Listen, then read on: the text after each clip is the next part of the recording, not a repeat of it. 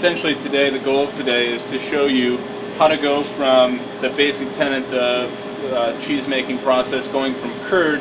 We'll talk about what curd is, how it's made, from which types of milk it's made, a little bit of the history of fresh mozzarella as far as how it's used, the when and why, how to incorporate it into our Midwest diet and such.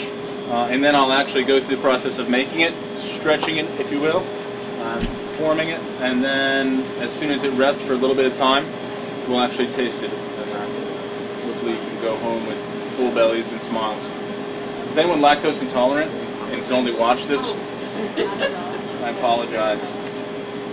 All right. So curd, following our handy handout here, I'm just going to go through it so you have a reference guide.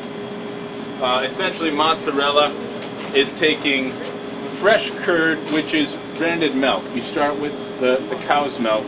In the world of mozzarella, if we're speaking about Italian mozzarella, you're talking about mozzarella di bufalo, which is water buffalo milk.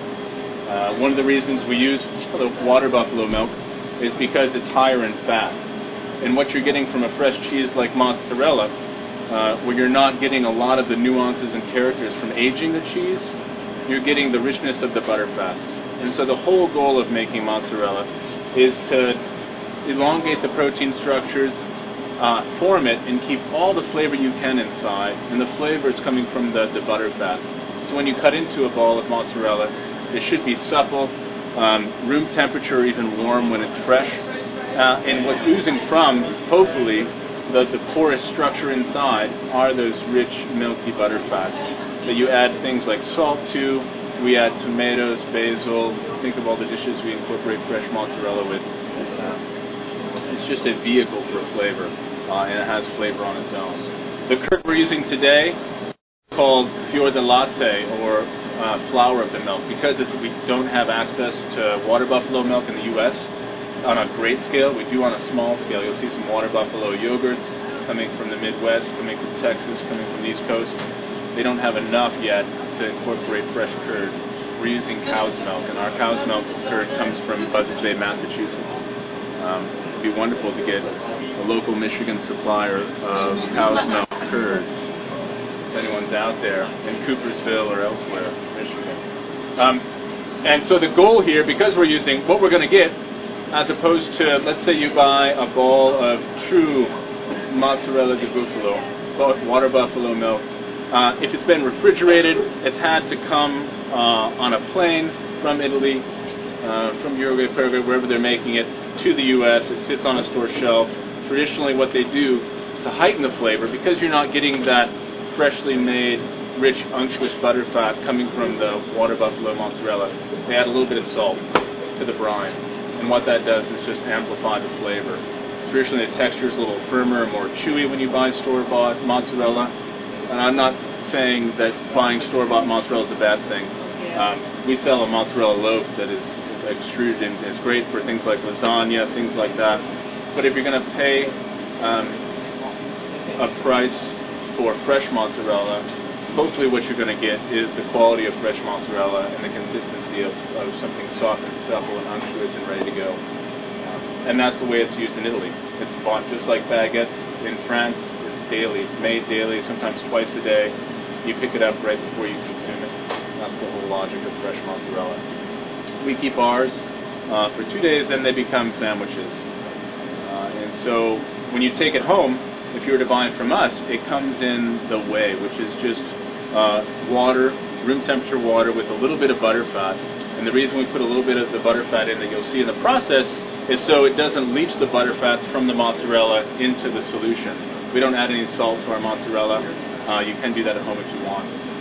And you can keep it for up to 3 or 4 days on the counter if it's cool enough in your home, and then into the refrigerator for a day or two. So you have about a week of total shelf life.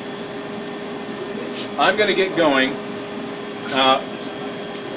The curd, we'll go back to how the curd is made. If there's any questions, just shout out. Once again, my name is Sean. Essentially, you have milk. Milk is then lightly warmed, and enzyme is added. The traditional enzyme would be from the small forestomach of a young calf, or in this case, a water buffalo, and they use that enzyme to break down the mother's milk. that might have been larger. The same way we do. They add that now, which has been synthetically made in laboratories, so we're no longer scraping the fourth intestine of a young calf, turning the rest into veal. It is being done synthetically, so fear not. And what that does is it coagulates the butter fats, and by bringing those butter fats together, you get curd, and the curd expels whey. If we were going to take this process one step further, what they've done is they've grouped the curd together and formed it into a mass, so it's easily broken down for me when I want to go make fresh mozzarella. If we were going to make a wheel of cheese, what we would do is we would take this curd as it's coagulating and cut it and break it up into smaller pieces, releasing more whey into the mixture, and that's how you adjust for fat content in cheeses. The more whey you pull out, it's releasing more whey. You're bringing those curds together. And then in a classic cheese, let's say like Gruyere, what they do is they mill or finely chop those curds. They bring them together. They put the force and weight of a press on top of that to form the wheel. And by reconstituting those curds into a tightly compact structure like a wheel, you now have something that can age for a long time, creating a rind that will protect the inside texture of the top of the cheese. We are going to take this, break it up into small cubes, warm it up slowly so we're not releasing the butter fats as quickly.